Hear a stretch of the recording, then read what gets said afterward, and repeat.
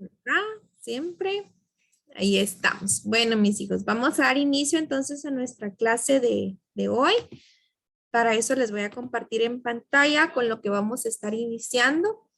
Así que vamos a estar atentos siempre a lo que vamos a estar realizando en clase. Recuerden que hoy ya estamos sobre nuestra semana número 3 y en nuestras clases pues hacemos siempre este pequeño repaso que es lo del contenido de la semana y al final resolvemos algunos ejercicios que nos sugiere nuestro libro.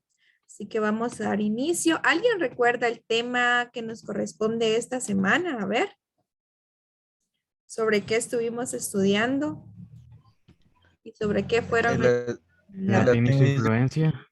Muy bien, el latín y su influencia determinante. Entonces, si recuerdan, venimos estudiando cómo es que el español llegó así, tal y como nosotros lo hablamos hoy en día. Y para esto, entonces, en esta semana pudimos estudiar que el latín tuvo una gran influencia en lo que es el español. Y de hecho, estuvimos estudiando el gran porcentaje de palabras que nosotros tenemos que provienen del latín. Entonces, esto es lo que vamos a estar estudiando hoy. Pero antes de dar inicio como tal a este tema, vamos a recordar parte de la literatura que nos trae nuestro libro. Y acá podemos ver el nombre del poema de un fragmento adaptado de una escritora argentina. ¿Alguien recuerda el nombre de esa escritora argentina?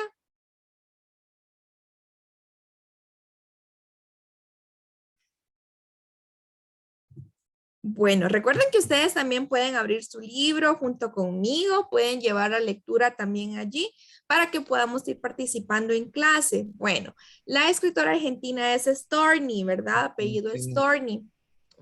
Y tenemos acá este párrafo. Quiero un voluntario, un chico voluntario que me ayude a leer esta parte.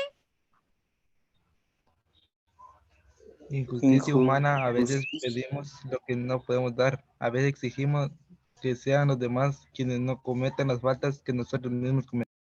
Muy bien, gracias. Entonces, este es un pequeño resumen que les tengo acá de lo que nos decía, de qué trata ese poema que nosotros estuvimos leyendo.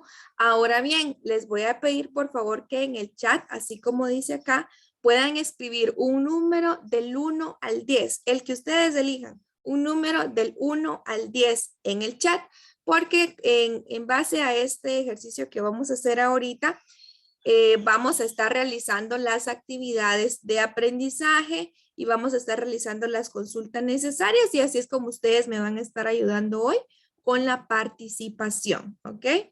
Entonces vamos escribiendo un número del 1 al 10, el que ustedes quieran elegir. Todos, por favor, en el chat. Muy bien, gracias a quienes ya lo han escrito. Sigo esperando las demás respuestas. Muy bien. Bueno, mientras siguen llegando entonces sus mensajitos, sus números del 1 al 10, el que usted elija, recordemos entonces ese poema que tuvimos que leer durante la semana, que hablaba sobre la injusticia humana. A veces nosotros como seres humanos pedimos algo que no podemos dar y nos ponemos exigentes para que los demás no cometan ciertas faltas, pero somos nosotros los que cometemos esas faltas. Entonces, este poema también nos lleva a la reflexión crítica. Y veamos ahora, voy a compartirles en pantalla una ruleta que contiene los números del 1 al 10 y del número que ahí salga elegido, yo voy a buscar en el chat algún estudiante que me haya enviado ese número y le voy a pedir su ayuda para responder unas pequeñas preguntitas en cuanto a la lectura. Preguntitas que en su libro también aparecían. ¿Ok? Entonces veamos acá.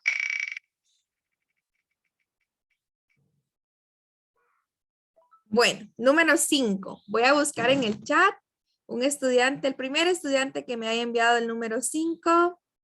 Vamos a ver por acá. Acá lo tenemos. Adriana. Adriana Cerón. Bueno, Adriana Cerón me va a ayudar entonces con la siguiente pregunta. Esta pregunta va a ser elegida también por una ruleta y son de las 3 preguntas principales que aparecían en nuestra lectura. Entonces, veamos por acá. Les voy a compartir en pantalla siempre la ruleta. Vamos a ver. ¿Me confirman si pueden ver la ruleta, por favor?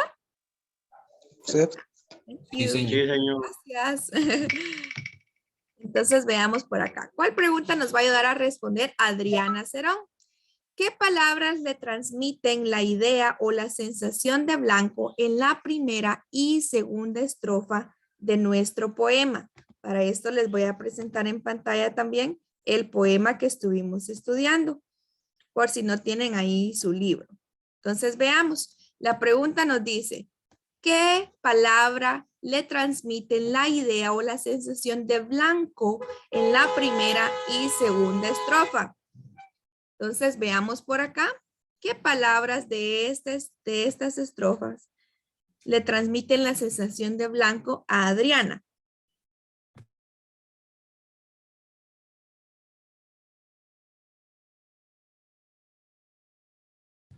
Adriana, ¿me escucha? Sí, señor. Bueno, entonces escucho su respuesta. Pues las palabras que ella transmite, pues para mí es como la pureza de una mujer. Ujú. Así es. La sencillez. Bueno, muy bien, muchísimas gracias. Y también podemos ver en el párrafo palabras específicas que hacen referencia justamente a ese blanco, ¿verdad? Por ejemplo, tenemos nívea, que nos da la sensación de blanco. La palabra espumas, ¿verdad? Que también hace referencia a esa parte. Bueno, entonces ahí estamos. Vamos con el siguiente participante. Vamos a ver qué número nos sale elegido ahora en la ruleta.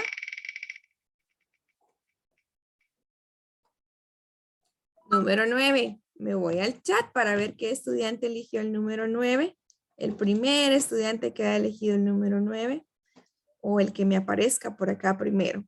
Vamos a escuchar a Frank González. Frank, vamos a ver qué pregunta le corresponde a Frank.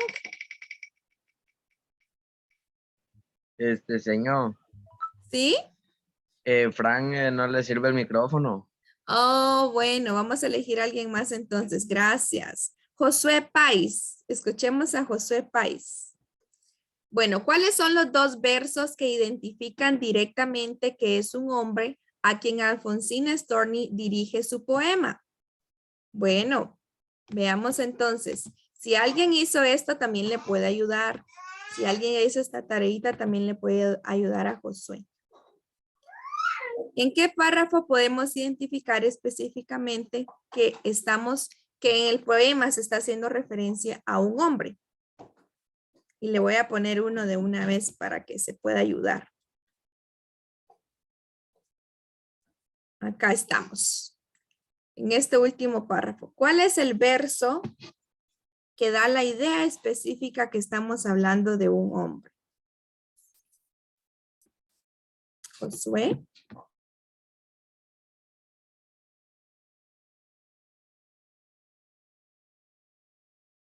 Josué Pais, ¿me escucha?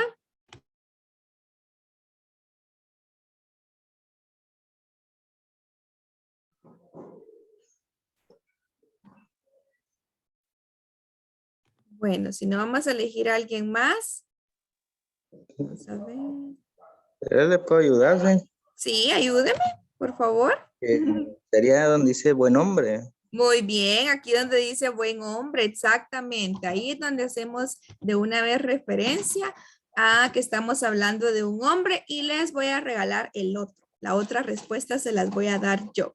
Es justamente... Vestido de rojo soy yo. Ah, muy bien. Si ustedes ya la encontraron, ya hicieron su tarea. Vestido de rojo. Muy bien. Entonces ahí estamos. Nos vamos a quedar ya por acá con esta actividad introductoria y vamos a continuar en lo que es nuestro tema para ir avanzando, ¿ok? Y como bien lo decíamos, el tema que estamos estudiando es el latín y su influencia determinante. Entonces veamos por acá. la siguiente diapositiva. Esta va a ser una pequeña lectura también de análisis crítico en cuanto al poema que estuvimos estudiando, que es Creciendo en Valores. Nos dice: todos los hombres y las mujeres como personas pertenecientes a nuestra sociedad gozamos de los mismos derechos y tenemos las mismas obligaciones. Y estos derechos no los vamos a dar solo porque alguien tenga más dinero, tenga menos dinero, sea de algún tipo de color de piel o de otro, de alguna cultura diferente a la nuestra. No, estos derechos nos pertenecen a todos simplemente por el hecho de existir y de vivir en una sociedad. Y necesito 2 voluntarios que me quieran ayudar a responder esta pregunta. ¿Cree usted que en nuestro país los hombres y las mujeres gozan de igualdad de derechos y deben cumplir con las mismas obligaciones? Quiero No. escuchar 2 opiniones. ¿No? ¿Y por qué? Vamos a escuchar. Pues porque normalmente tienen más derechos las mujeres a veces que los hombres, y a veces los hombres tienen más derechos que las mujeres, cuando debería ser de igual forma todo, ya que la mujer y el hombre podemos hacer casi lo mismo en Así. algunos aspectos, claro está. Muy bien, gracias Adriana por su participación. ¿Alguien más que quiera responder a esta pregunta? ¿Un último voluntario?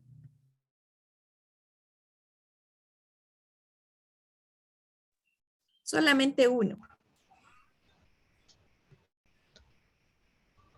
En las obligaciones, digo que algunos hombres o mujeres a veces no quieren tomar sus obligaciones de padre o madre y a veces eso da conflictos.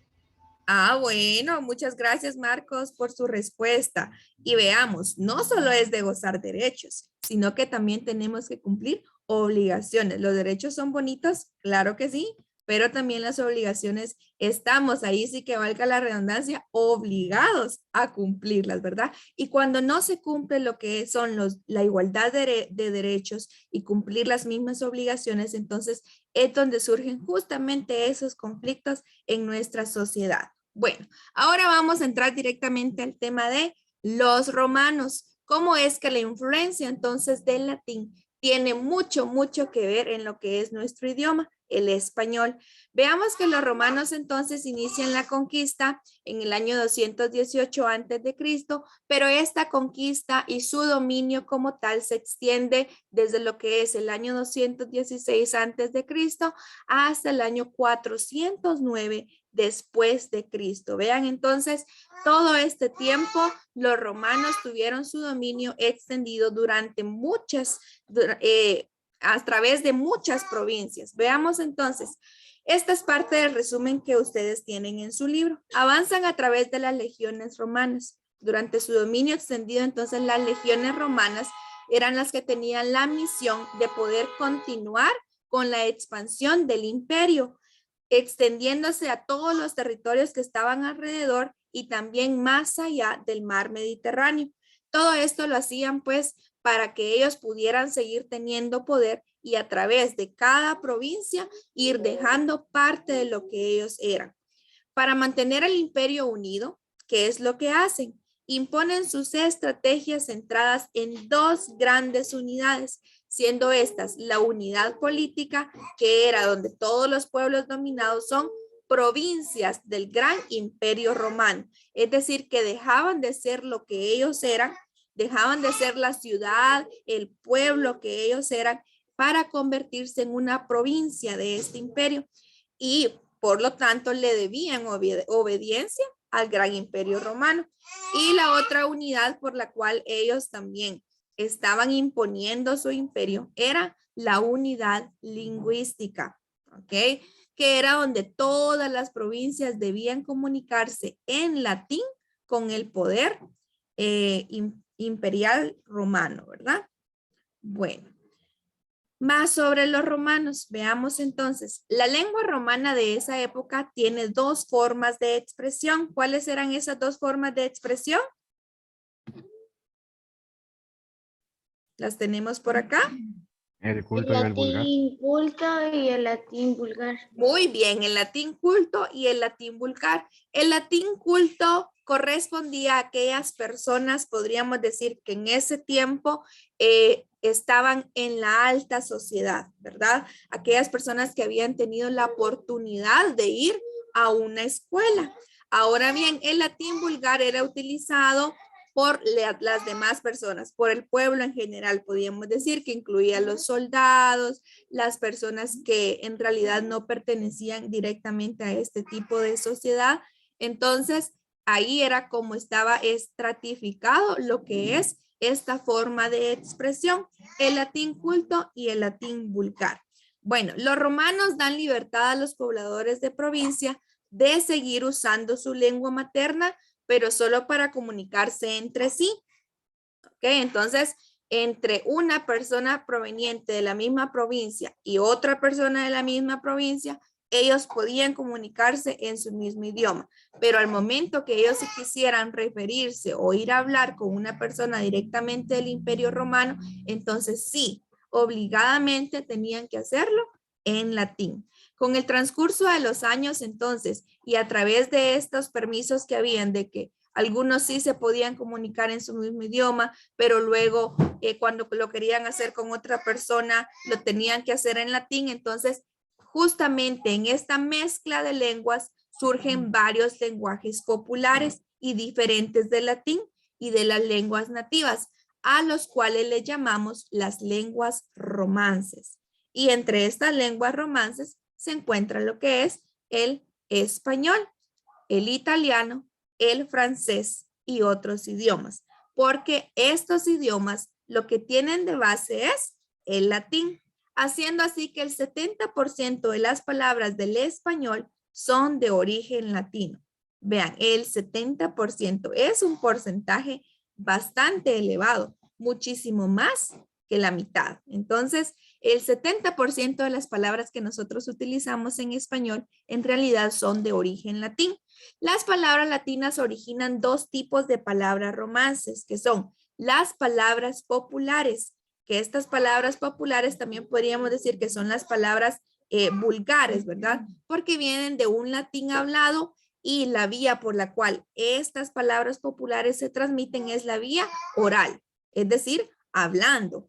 Y también por otro lado están las palabras cultas, que esta viene del latín escrito y se transmite mediante la vía escrita. Entonces, en pocas palabras yo les podría decir que las palabras populares son las palabras comunes, ¿ok? Las palabras comunes.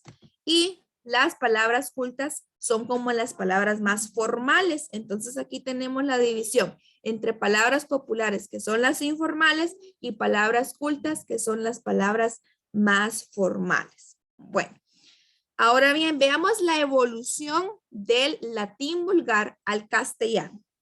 Y tenemos un pequeño ejemplo que a mí me pareció muy interesante y por eso se los coloqué acá. Esto, si ustedes ya estudiaron su libro, encuentran esta parte. Dice, Padre Luis, usted que estudió en Europa, dígame, ¿cómo se dice buenos días en italiano? Y él responde, buongiorno. Y en francés, bonjour. Y disculpe que abuse. En portugués, bon día. Qué extraño, dice. ¿Por qué se parecen tanto esos idiomas? Ah, contesta el Padre Luis. La razón es que esas lenguas tienen como tronco común el latín vulgar, en el que bueno se dice bonus y día, die. Según las regiones, el latín vulgar fue evolucionando y definiéndose en diferentes lenguas. Y yo aquí le agregaría cómo se dice en español. Buen día, ¿verdad? Entonces sí vemos la similitud entre las cuatro palabras, italiano, francés, portugués y español, es porque estas palabras se derivan de lo que es el latín. Y veamos por último el ciclo vital de las palabras.